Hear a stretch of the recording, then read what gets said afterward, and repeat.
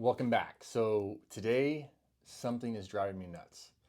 So patient comes in and says they stopped eating apples because their nutrition coach, their nutritionist, online health coach, told them there's too much sugar in these. It's really going to affect, their weight loss. And then literally 3 patients later, talking to another patient, and they tell me their cardiologist suggested they stop eating apples because of the impact of eating an apple, on blood sugar. This is crazy. This is pseudo health coaching, pseudo cardiology, I would suggest. The health coach person recommended instead they start taking a powdery concoction, a bunch of processed powder, in place of the apple because the powdery concoction is low in sugar and high in protein.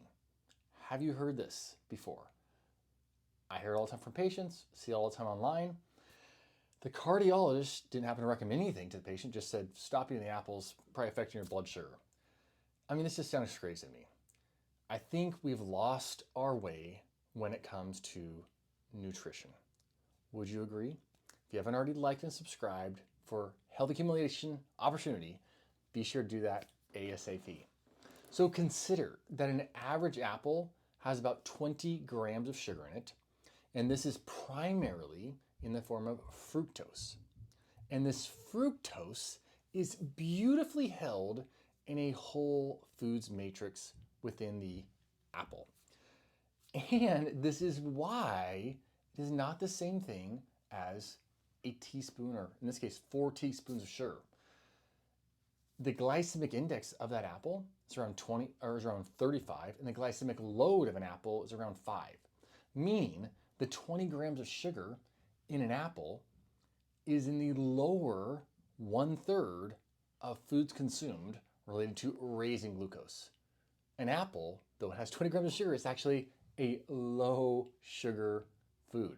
So studies actually show having an apple before a meal could be an effective strategy to decrease the sugar response of your body, my body, to the meal we are about to partake of. And that is even in people who have impaired glucose tolerance, meaning they have an exaggerated response to sugar, see, like a diabetic. We also know that apples lower LDL cholesterol.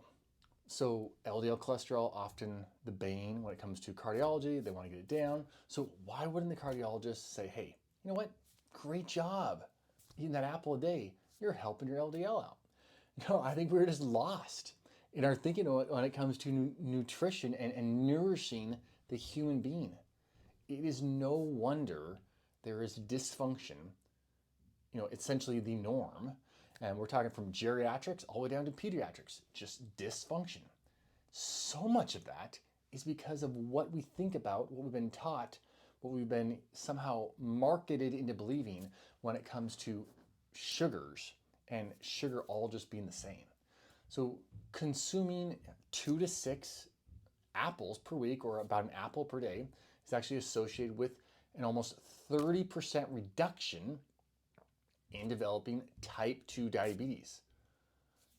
One, because apples help facilitate better blood sugar regulation.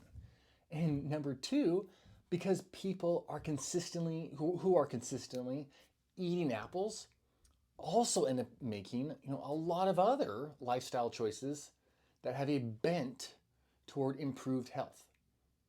You eat an apple, your blood sugar doesn't spike, you feel more nourished or you feel more satiated during the day, and you end up making better choices. Beyond heart disease, blood sugar, diabetes benefits, apple consumption is associated with lower colon cancer risk, with decreased asthma and improved lung function. And it even decreases the fat accumulation, aka obesity of the human. So if you want to accumulate fat, you want to lose fat, man, you might want to find yourself a nice Granny Smith's apple and make it a part of your regular routine. So we've done many challenges over the years, related to protein intake and sugar reduction, specifically added sugars reducing and artificial sweetener clearance. But let me be very clear. Unless you are allergic to a whole food, like an apple, I would not stop eating that whole food so that you can partake in, a process mule of food-like substance just because it has, more protein or more fat content, has less sugar. That is not health accumulation. That is diet culture. We want nothing to do with diet culture. Diet culture is a money-making machine. If diet culture went away, goes away, there would be tens of thousands, of health coaches, dietitians, nutritionists, ideal protein promoting, physicians who would be out of work. They would lose their stream of money if a person said, you know what, I'm not going to do diet culture. I'm going to be about building my health. Because diet culture is not about health. It's about cycles of weight loss and weight gain and before and after pictures. With a few years later, another before and after picture. We want health accumulation. We want to live beyond just white knuckling it through another day related to food choices. We want to build health, vigor, vitality. Like, why would we not? We want to lord over food. We want to say, food, no, we are in charge. You're not in charge of us. You're not going to lead us around.